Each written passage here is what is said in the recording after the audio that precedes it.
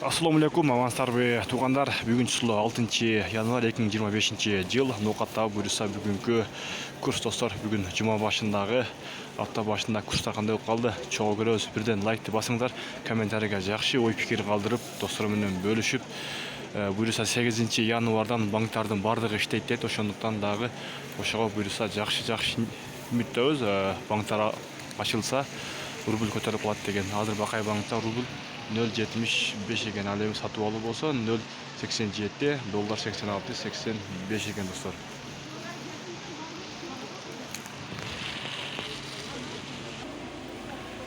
Байчим банкта 0.75 сатып алуу болсо 0.87, доллар 86-85, евро 90 сом 0 екен.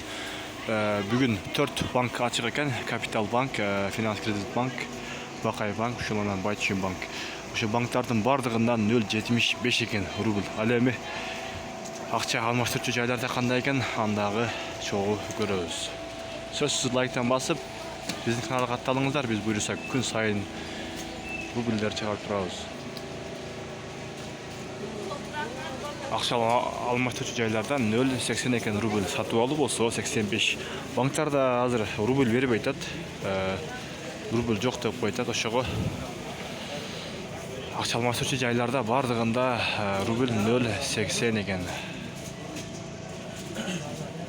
Барыңыздар, сак саламатта калыңыздар.